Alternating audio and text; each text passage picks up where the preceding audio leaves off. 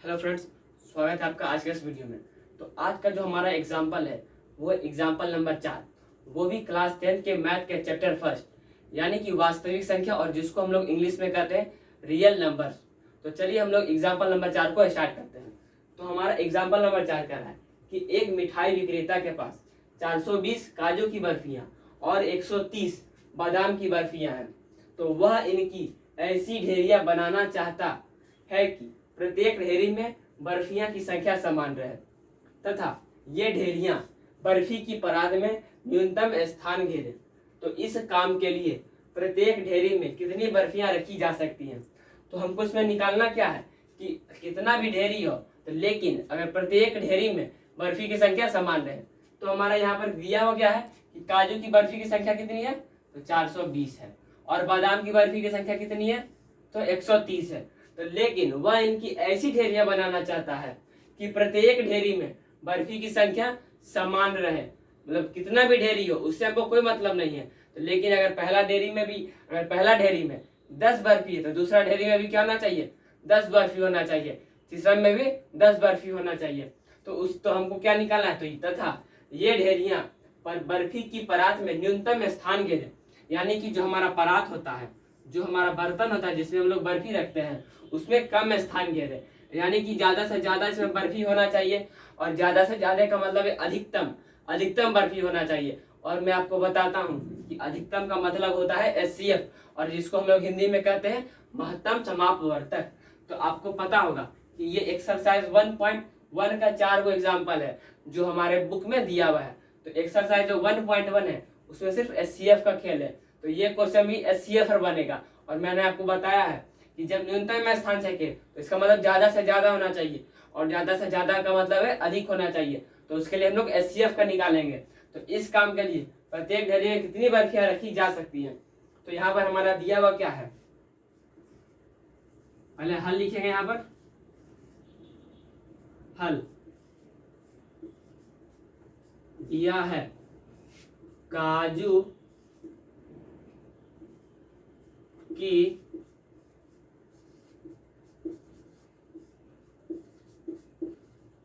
बर्फियों की संख्या, बर्फियों की संख्या क्या है हमारा 420, और बादाम की बर्फियों की संख्या कितना है, तो 130 है। तो अब हमको निकालना क्या है, तो एचसीएफ। तो एचसीएफ हमको निकालना क्या है, तो 420 और 130 के बीच हम लोग को एचसीएफ निकालना है। तो हम लोग एचसीएफ निकालते हैं क्या, बड़ा वाला को ए मानते हैं और छोटा वाला को बी मानते हैं। तो 420 को हम लोग ए मानेंगे और 130 को बी मानेंगे। तो हम लोग चरण 1 में चलेंगे। तो यहाँ पर चरण 1 में तो 420 में 130 से भाग देंगे तो 3 बार में लगाएंगे, 13 तिया 39 और 0। तो 0 में से 0 जाएगा तो 0, और 12 में से 3 गया तो 12 में से 9 गया तो 3, और 3 में से 3 जाएगा तो 0। तो हमारा शेषफल कितना आ गया, 30। तो हम लोग लिखेंगे यूक्लिड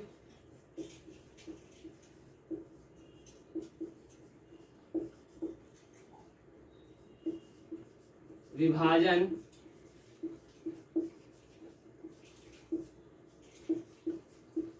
परमेयिका से a बराबर बी क्यू प्लस आर। और a हम लोग बोलते हैं भाज्य को, और भाजक हमारा 420 है। तो यहाँ पर हम लोग 420 लिखेंगे, और बराबर b बोलते हैं भाजक को, और भाजक हमारा 130 है, और गुना q बोलते हैं भागफल को, और भागफल हमारा 3 है यहाँ पर, और प्लस r बोलते हैं शेषफल को, और शेषफल हमारा क्या है, 30 है।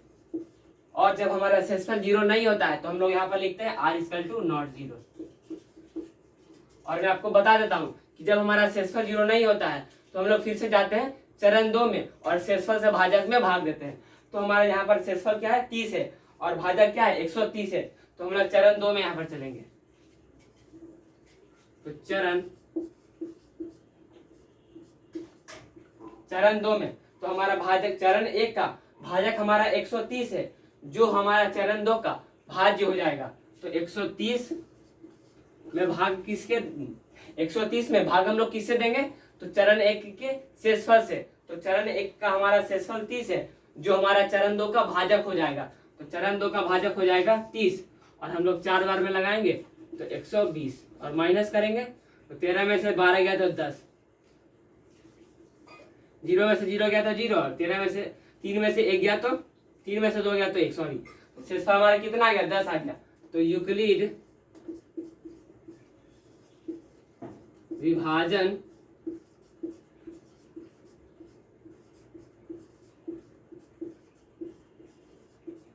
प्रमेयिका से a बराबर बी क्यू प्लस आर और a हमारा 130 हो गया बराबर b हमारा 30 हो गया गुना q हमारा 4 हो गया और शेषफल 10, शेषफल 0 नहीं है तो r इक्वल टू नॉट 0। तो हमारा शेषफल फिर से 0 नहीं आया तो फिर से हम लोग अगला चरण में शेषफल से भाजक में भाग देंगे। तो यहाँ पर हम लोग लिखेंगे चरण 3, चरण 3 में तो अब हमारा चरण 2 का जो हमारा भाजक है, चरण 2 का भाजक हमारा 30 है तो जो हमारा चरण 3 का भाज्य हो जाएगा तो 30 में हम लोग किससे भाग देंगे तो चरण 2 के शेषफल से। तो चरण 2 का शेषफल हमारा 10 है तो हम लोग इसमें 10 से भाग देंगे तो 10 दिया 30, शेषफल कितना 0। तो जब हमारा शेषफल 0 हो जाता है तो भाजक हमारा दोनों धन पूर्णांकों का एचसीएफ होगा। तो हमारा दोनों धन पूर्णांक क्या था तो 420 और 130 तो इसका एचसीएफ हमारा क्या आ गया 10 आ गया। तो अब हम लोग यहाँ पर लिखेंगे स्पेस कम है तो हम लोग यूक्लिड विभाजन प्रमेयिका से हमारा फॉर्मूला होता है a बराबर बी क्यू प्लस आर। इसको यहाँ पर आप लोग लिख लीजिएगा a बराबर बी क्यू प्लस आर, ठीक है। तो a बराबर हमारा 30 हो गया, यहाँ पर 30 लिखेंगे, b हमारा क्या है भाजक और भाजक हमारा 10 हो गया और गुना q हमारा भागफल 3 और शेषफल 0 तो r इक्वल टू 0। तो जैसे ही शेषफल हमारा 0 होगा भाजक दोनों धन पूर्णांकों का एचसीएफ होगा। तो अब हम लोग यहाँ पर लिखेंगे एल्गोरिथम से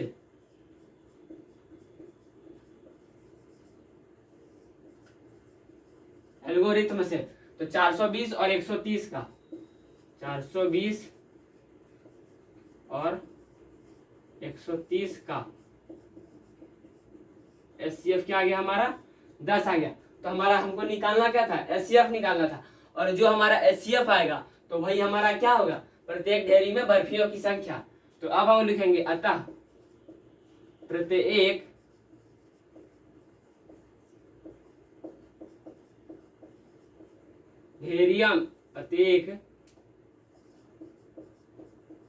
ढेरी में